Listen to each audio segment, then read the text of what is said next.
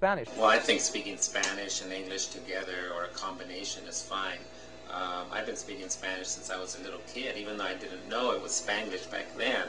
And it's just like in English, you know, some slang words come in and they're added to English. The same thing with Spanish, English and Spanish together.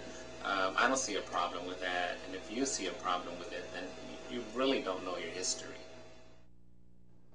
Thanks to Victor Vega. He has an online digital course at www.digitaluniverse.com, digitaluniversity.com.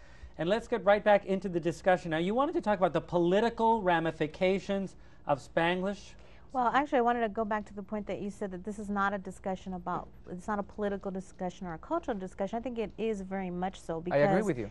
Because really Spanglish came about as a Chicano experience first. It's the vernacular of the Southwest now, but it really is very much a Chicano reality. And I think that has a lot to do with the fact that Chicano literature has been around for a while, and it encompasses that, it incorporates that, because it's very much a legitimate way to be subversive, to be subversive about a language that's trying to push hegemony on us, cultural hegemony, linguistic hegemony, and Chicano resistance is all about that. It's about resisting that. I so agree it with is you. a I very think it's political wonderful that discussion. people have the freedom to express themselves. But like in this election year, you have like Bush and you have Gore speaking Spanish because they want to communicate directly to the audience, you know, to the Latino voters.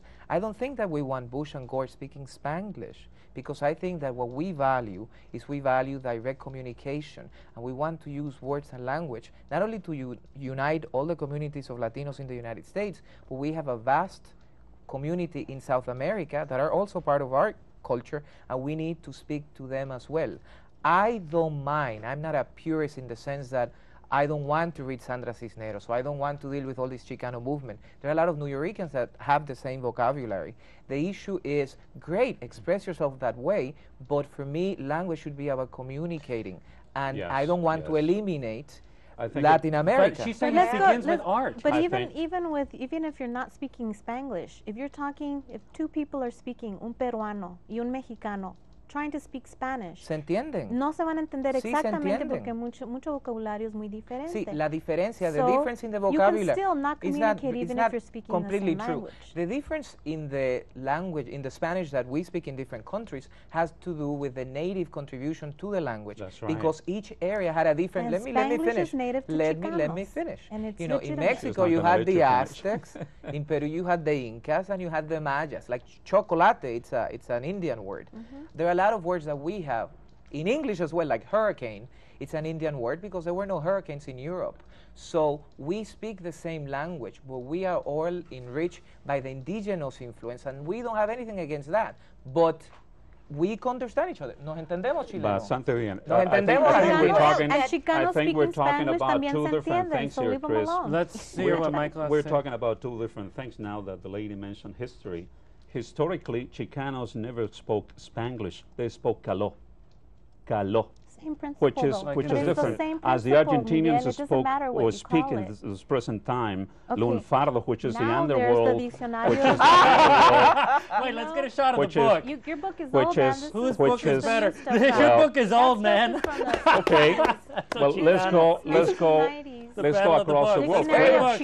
French people, they also have their own slang. They have their own slang, and it's not French. Well, Chileans, I like your book. Chileans also have their own language. Are we going to start throwing books to each other? So I think we're talking about two different things here, and the lady doesn't understand that Spanglish is one thing, and you were saying that there is correct Spanish, that the UPI, and that there is formal Spanish. You know, the point that you guys are bringing up is that you don't agree with me doesn't mean that I don't understand. Right. You know, my responsibility as a communicator for the agencies that I work, UPI, AP, even Notimex. Notimex has their own manual to express the right Spanish into Latin America. Mexico, Central and South America. Well, the LA Times, they also have a style book. There's nothing here in the Associated Press, UPI, I don't think anyone's arguing that it tells me that I can use Spanglish. It's not an official language yet.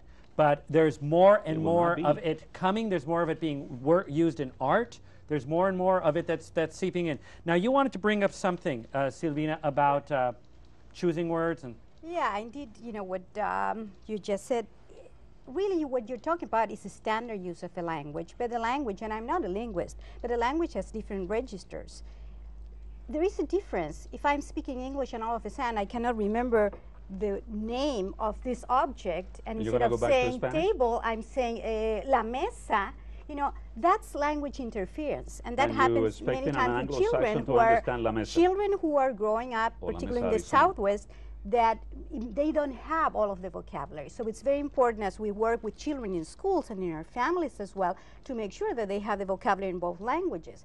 But then there is a different type of situation, which is Spanglish, not slang, which is Spanglish that involves code switching. Code switching is very different because code switching is a very sophisticated form of both languages, meaning that we're bilingual. That this is right? That has nothing to do with what I'm saying. That's just a lot to do. What you know why it has a lot to do with? That's not the issue. Because that's not the issue. What I'm trying to, you have to let me finish. Even though, what I'm saying is this that is a code mistake, switching, what I'm saying is that code switching is a much more advanced way of the language. You know, I heard everything. And people let's talk about this is a literary about I want to talk about the fact that you know, there are places, I was going to say, Aruba, where they speak papimiento, and papimiento is Dutch, Spanish, French, and English all together. That is their official language. Instead of going to war, they decided to incorporate all these, you know, all these languages. Instead of going to war. No, it was either they were going to go to war or they were going to create a language that they could all. That is a very specific type of I think that's an exaggeration. Before of British, French, and some other countries that's in an Europe. Exaggeration. That's an also, exaggeration. I don't know, you know, there's the political factor, I agree, and people need to express themselves, but we also have the economic factor. And Spanish is becoming more and more, like standard Spanish, is competing more and more with English to be the language of the world. French used to be one of the most popular languages for like diplomacy and politics. English replaced French.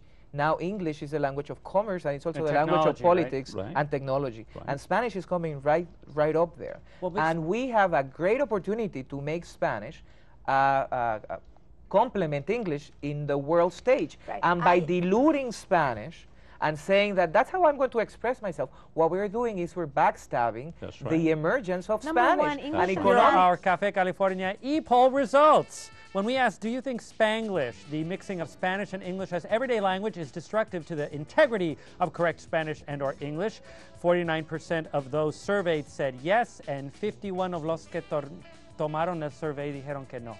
There. To totally mess it up. You can also include comments such as these e-pollsters did regarding the use of Spanglish. They said language is in constant state of change. That is Christine Bertolans. And Spanglish gets so bad at times, neither language is understood by either person. Stay tuned and we'll be back with more Café California.